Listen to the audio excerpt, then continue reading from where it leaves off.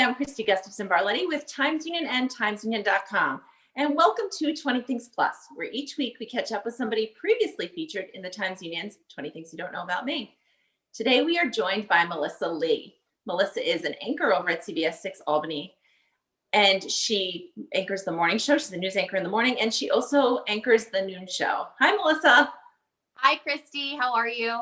Good. Oh my gosh, you look so comfy. You've got the couch and your dog and your coffee there. I love it. Yeah, so, my shift has recently ended, so I am just dressed down with a cup of coffee.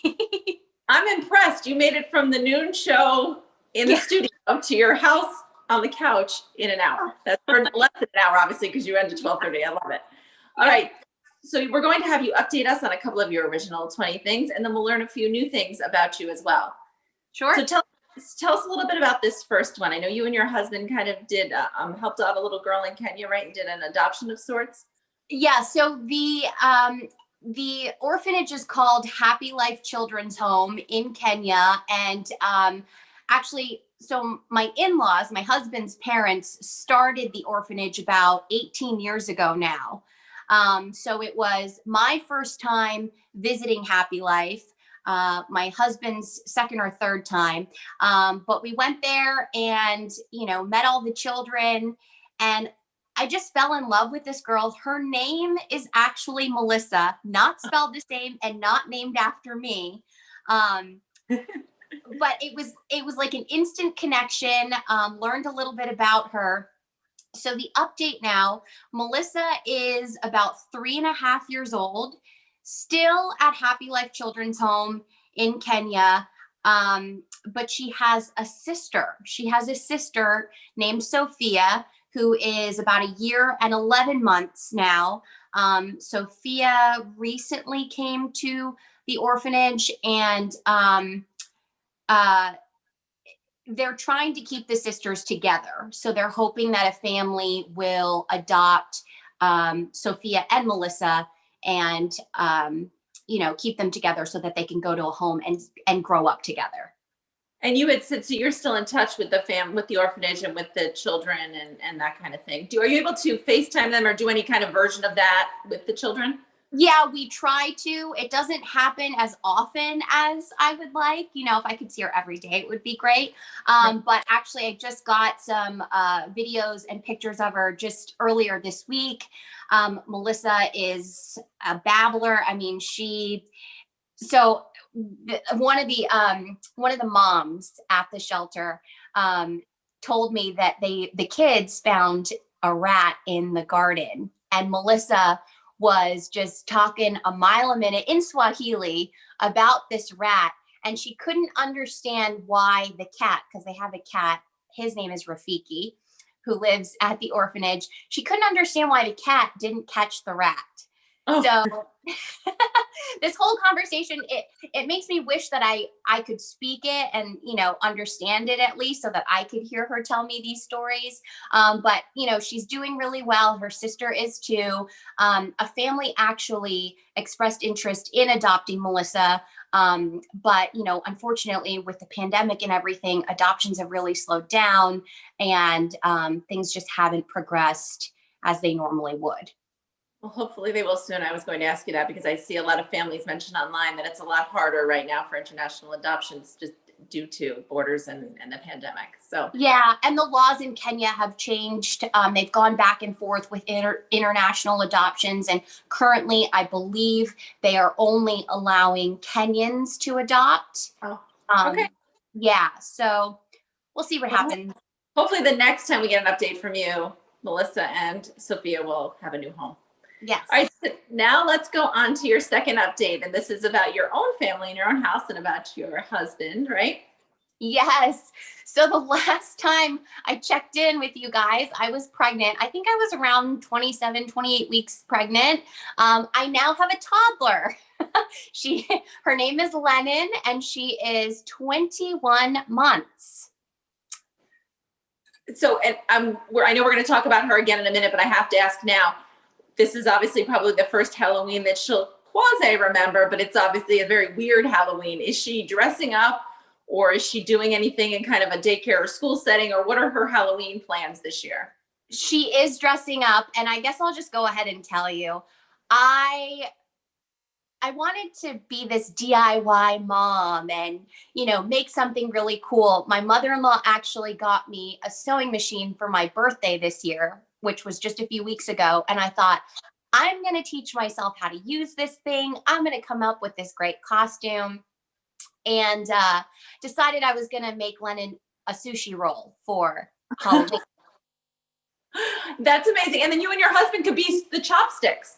We could be the chopsticks. We could be sriracha, wasabi, Yeah, ginger, any of those. That would be so fun.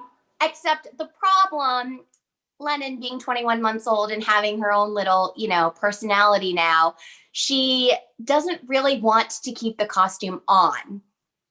So I didn't really think about that when I was channeling my inner Joanna Gaines and trying to do this, crafty little project. So we're going to have to, I don't know, come up with something so that she keeps it on. That's true. You know what? Here's my feeling. As long as it's on for that picture, it's like, right. All right. If I can just get one picture where she's not crying, we're good. And then post it to Instagram. I love following you on Instagram. I know you share photos of her and your family on Instagram, and it's always a lot of fun. Yeah. Okay, now we're going to move on to your 3 updates, starting with another family one, right? This is, you haven't seen your family, your extended family, in a really long time. Yeah, so this picture, my mom, dad, and Lennon, this was taken, I think, January 18th of this year in Latham. We were out to dinner, and that was the last time I saw my folks. They live in Florida, down in Tampa. And because of the pandemic, we just have not been able to get together. So they came down for Lennon's birthday back in January, her first birthday. They stayed with us for a few days, and we have not seen them since, which has just been really hard. It's sad for me. I think it's worse for them because Lennon's their only grandchild right now. They don't have any other grandchildren. This is their first. So I think it's been a lot harder on them.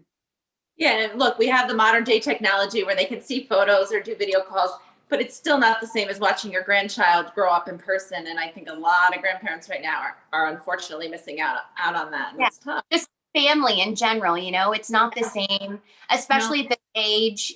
She's almost 2 now. And so they've missed a lot of the developmental stuff, her walking, starting to talk, and just have more of a personality. So, it breaks my heart a little bit.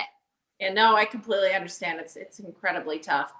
Now, your next one is also pandemic related, which I didn't even realize this now. I think, I follow you closely on Twitter. I've told you, look, the Times Union is my number 1 source, but when I need early morning breaking news, I'm up at 4:35 a.m. I'm turning to you. You are on social media, sharing those stories and keeping viewers updated. And I didn't realize this entire time you've been doing this. You never worked from home, right? Right.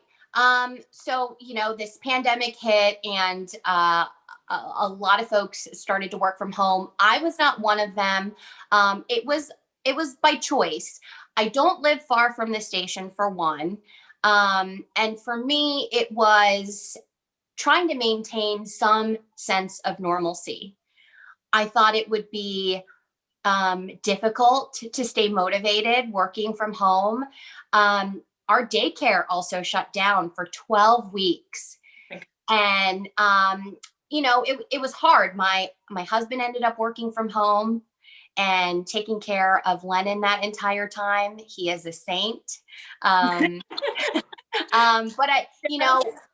we thought it would be really difficult for me to hear her upstairs, upset or crying or, doing whatever, even playing while I was downstairs in the basement trying to do the news. So we just kind of decided early on that we would try to maintain some sense of normalcy. But I would come home, and it was wild. I would not even step inside our front door without changing into something else, or running up the stairs and showering, or, washing my face, washing my hands. I would not touch either of them until I could change out of whatever I had on.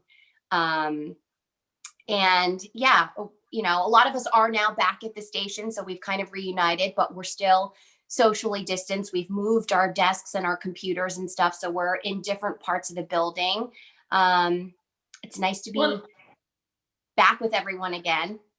I even see the photos sometimes that Jack or Julie posts on social media in the morning, and they're holding their arm way out to get all of you in the shot because you're all there, but you're all spaced out in those shots. So it's a strange time, but it's got to feel nice. Yeah, because like you said, it gives a semblance of normalcy to be in the office, and it's hard to work from home, especially if you're trying to do something live and somebody goes streaking behind you or whatever.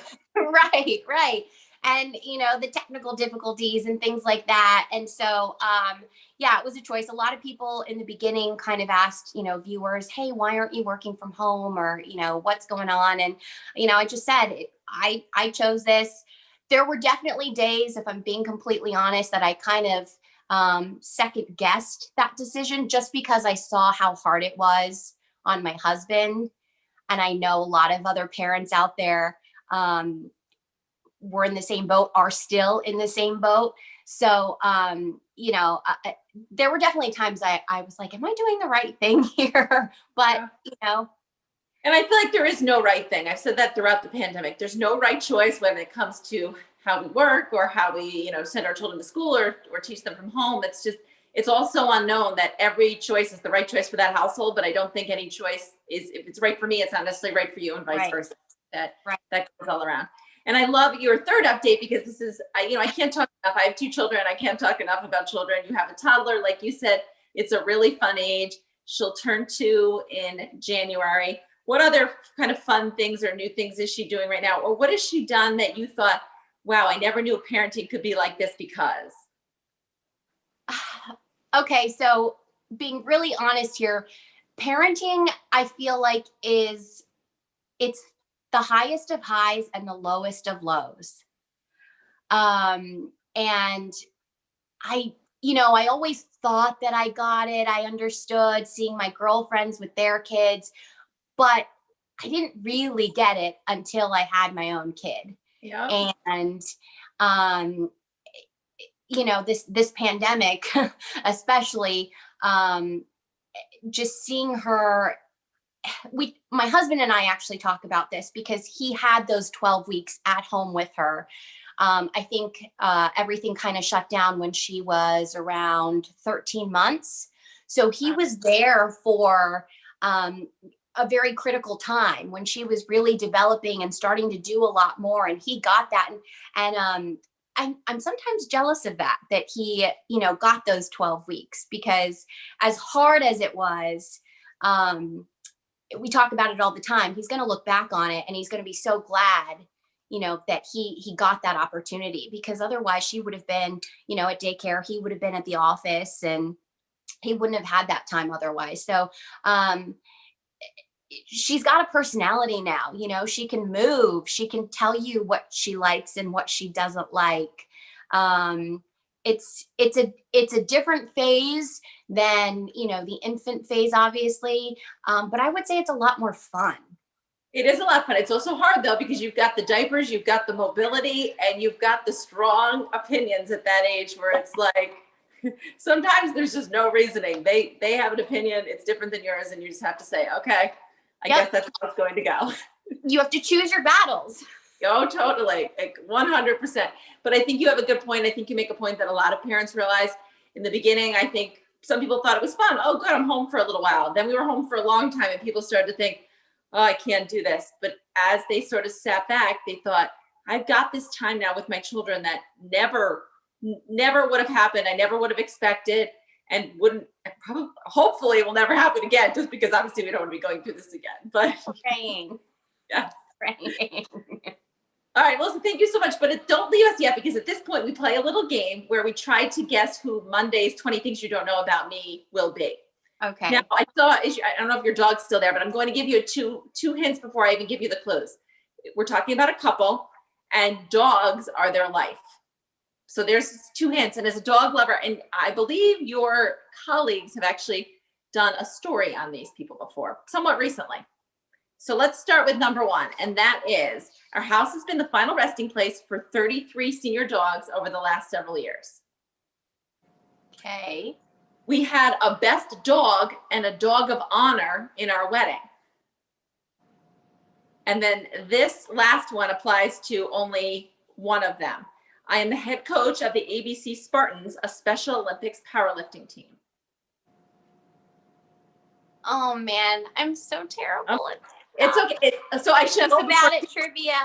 Viewers like to guess, and they can guess by tweeting at Times Union, tweeting me at Just Kristi, or commenting on this video on the Times Union's Facebook, YouTube, or Twitter channels. But I think when you see their names, it might come to you, because like I said, they're known for their generosity and their love of dogs and what they've done for the Capital Region. So thank you again, Melissa. Like I said, I will be following you on Twitter. Everyone should be following you on Twitter if they want that early morning breaking news. You and the team with Julia and Jack, Melissa, are just fun to watch in the morning. So thank you so much. Thank you so much. We really appreciate it. Thanks again.